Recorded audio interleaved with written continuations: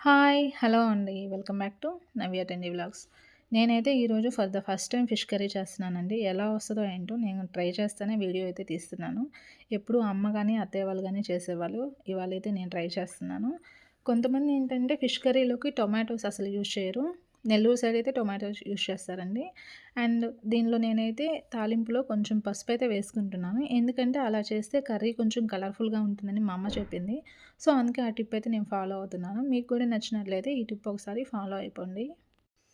ఈ చేపల కర్రీని ఒక్కొక్కరు ఒక్కో స్టైల్‌లో చేస్తారండి. కొంతమంది ఏంటంటే చేప ముక్కలు, ఉప్పు, కారం, పసుపు అండ్ ఏమైనా మసాలాలుంటే అవి, చింతపండు గుజ్జు మొత్తం కలిపి ఒకేసారి పొయ్యి మీద పెట్టేస్తారు.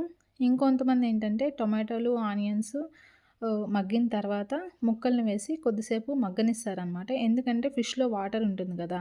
అది కొంచెం పోయిన తర్వాత మనం గనక చింతపండు పలుపు అనేది యాడ్ చేసాము అంటే అంత వాటర్‌గా కాకుండా కర్రీ అనేది కొంచెం గుజ్జు గుజ్జుగా ఉంటుంది. అందుకే నేను గూడా ఈ స్టైల్ అయితే ఫాలో అవుతున్నాను.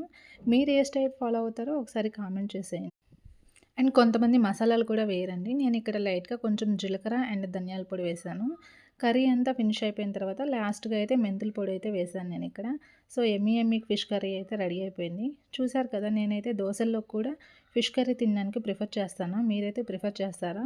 మార్నింగ్ దోసల్లోకి తిన్నాను. ఆఫ్టర్‌నూన్ వచ్చేసి రైస్‌లోకి ఫిష్ కర్రీ యేసుకొని తిన్నాను. మీరైతే ఫిష్ కర్రీ దేనితో తినడానికి ఇష్టపడతారో కామెంట్ చేసేయండి. వీడియో నచ్చితే లైక్ చేయండి. Thank you. Bye bye.